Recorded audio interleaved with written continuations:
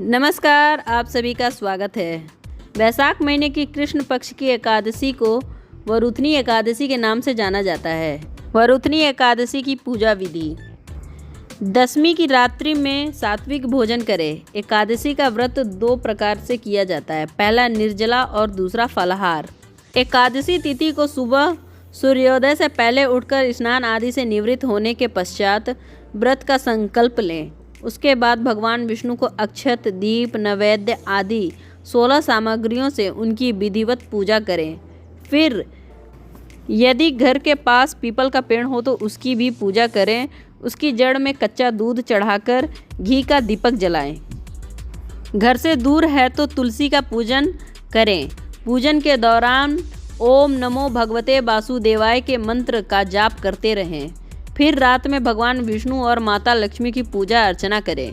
पूरे दिन समय समय पर भगवान विष्णु का स्मरण करें। रात में पूजा स्थल के समीप जागरण करें। एकादशी के अगले दिन द्वादशी को व्रत खोलें। यह व्रत पारण मुहूर्त में खोलें। व्रत खोलने के बाद ब्राह्मण या किसी गरीब को भोजन कराएं। युधिष्ठिर बोले, हे भगवान, मैं आपको नमस्कार करता हूँ। वैशाख माह के कृष्ण पक्ष की एकादशी का क्या नाम है, उसकी कथा क्या है, आप विस्तार पूर्वक मुझसे कहिए। श्री कृष्ण कहने लगे, हे राजन, इस एकादशी का नाम वरुथनी है। यह सौभाग्य देने वाली, सब पापों को नष्ट करने वाली तथा अंत में मोक्ष देने वाली है।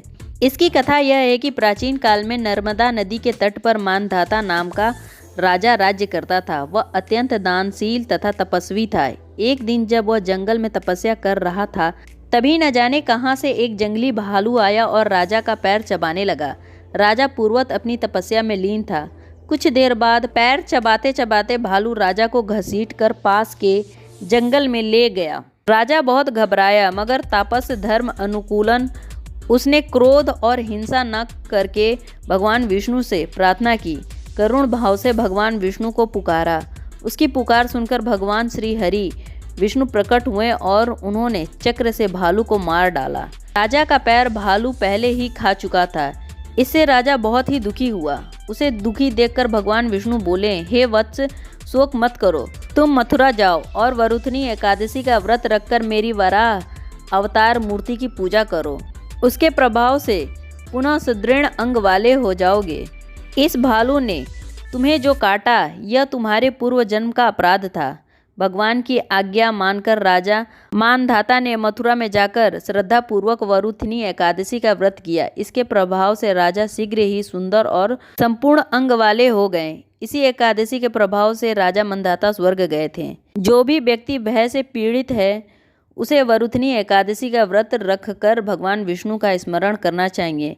इस व्रत को करने से समस्त पापों का नाश होकर मोक्ष की प्राप्ति मिलती है। जानकारी अच्छी लगी हो तो प्लीज़ चैनल को सब्सक्राइब करना ना भूलें। धन्यवाद।